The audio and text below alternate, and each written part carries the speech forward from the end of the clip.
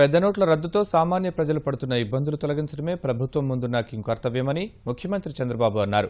ప్రజల చిల్లర కష్టాలు తీర్చేందుకు వీలైనంత త్వరగా ఏటీఎంలను వినియోగంలోకి తీసుకురావాలని కేంద్రానికి ముఖ్యమంత్రి లేఖ రాశారు. నోట్ల మార్పిడికి కేవలం బ్యాంకులనే ఉపయోగిస్తుండడం వల్ల ప్రజలకు తీవ్ర ఇబ్బందులు ఎదురవుతున్నాయని, ప్రైవేటు ఆసుపత్రులు సహా మరికొన్ని చోట్ల అవకాశం కల్పించాలని ఆయన కోరారు. నగదు మార్పిడి సహా సామాన్యులు పడుతున్న కష్టాలపై ఆర్బీఐ అధికారులు, బ్యాంకర్లతో ముఖ్యమంత్రి చర్చించారు. ఈవెన్ ప్రైవేట్ హాస్పిటల్లో డైరెక్ట్గా డబ్బులు ఇస్తే నష్టం ఏంటి? 500 రూపాయలు, 1000 రూపాయలు. ఎందుకంటున్నానంటే మీరు 2,50,000 రూపాయలు మీరు ఏమి అడగకుండా ఇన్కమ్ ట్యాక్స్ యాక్సెప్ట్ చేస్తామన్నారు.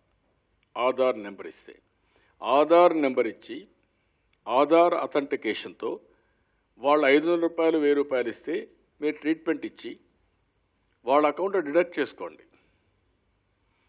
మొత్తం ఈరోజు దేశంలో ఎన్ని బ్రాంచెస్ ఉంటే అన్ని బ్రాంచెస్లో 500 రూపాయలు, 1000 రూపాయలు డిపాజిట్ చేస్తే పాతవి కూడా మీరు యాక్సెప్ట్ చేస్తున్నారు. అదే సినారియోలో అన్నీ కూడా నెంబర్ ఆఫ్ అవుట్లెట్స్ పెరుగుతాయి. బ్యాంకుల బదులు ఫేర్ ప్రైస్ షాపులు కావచ్చు, బ్యాంకులతో అదనంగా ప్రైవేట్ హాస్పిటల్స్ కావచ్చు. Ultimate limit is 2,50,000.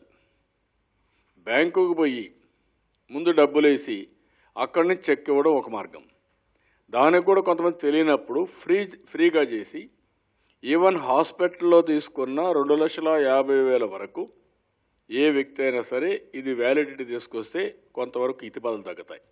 ఇక్కడ నేనేమంటానంటే మన రాష్ట్రంలో వరకు నిత్యావసర వస్తువులు ఐఎమ్ వెరీ క్లియర్, ఎక్కడా పెరగడం లేదు. ఒకవేళ మీరు పెరిగాయంటే మాత్రం మీరు చెప్పండి, నేను పీడీ యాక్ట్ కింద అరెస్ట్ చేస్తా వాళ్ళని. మీరు కూడా అనవసరంగా ప్యానిక్ రియాక్షన్ క్రియేట్ చేయొద్దండి.